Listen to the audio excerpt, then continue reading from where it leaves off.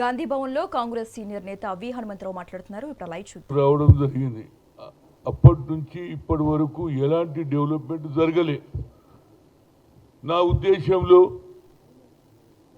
ఆయన ఎలాంటి నాయకుడు అంటే కేంద్రంలో కాంగ్రెస్ పార్టీ అధ్యక్షుడిగా 2 సార్లు ఉమ్మడి ఆంధ్రప్రదేశ్కు ముఖ్యమంత్రిగా పనిచేసినటువంటి ఏకైక వ్యక్తి, చదువుకున్నటువంటి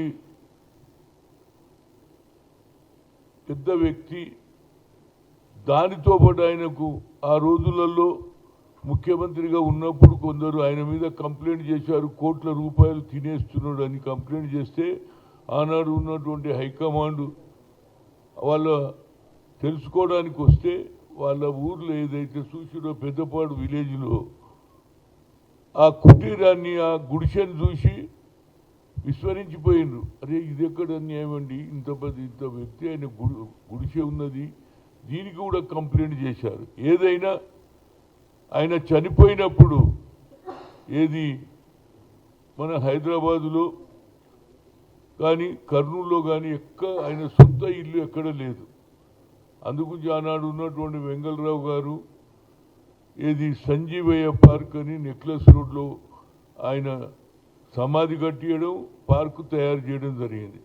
దీనికి నా ఉద్దేశం ఏంటంటే ఉమ్మడి ఆంధ్రప్రదేశ్కు ముఖ్యమంత్రిగా, కేంద్ర మంత్రిగా, అదేవిధంగా ఆల్ ఇండియా కాంగ్రెస్కు అధ్యక్షులుగా పనిచేశాడు.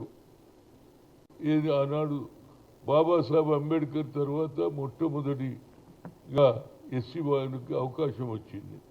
ఇవాళ నేను చంద్రబాబు నాయుడు గారికి, అదేవిధంగా పవన్ కళ్యాణ్కి నా రిక్వెస్ట్, డిప్యూటీ సీఎంగా నేను గతంలో కూడా చెప్పాను, ఆయన స్మృతి భవన్ కట్టియండి. గత ముఖ్యమంత్రి అయినటువంటి జగన్మోహన్ రెడ్డి గారు కూడా ఏదో 2 కోట్లు శాంక్షన్ చేస్తాను అది ఇది అని చెప్పాడు, కానీ ఏ పని జరగలేదు. ఇప్పుడు నా రిక్వెస్ట్ ముఖ్యమంత్రి చంద్రబాబు నాయుడు గారికి, బడుగు బలహీన వర్గాల నుంచి వచ్చి ఈ స్థాయికి వచ్చినటువంటి వ్యక్తికి ఆ గ్రామంలో స్మృతి భవన్ కట్టియాలని, అదేవిధంగా పవన్ కళ్యాణ్ కూడా ఆ రోజులలో నేను ₹1 కోటి ఇస్తాను, ఇంతవరకు అది జరగలేదు. కాబట్టి నేను మళ్ళీ లెటర్ రాసాను, వచ్చే సంవత్సరం ఆయన బర్త్డే లోపల అక్కడ పెద్దపాడు గ్రామంలో ఉన్నటువంటి ఏదైతే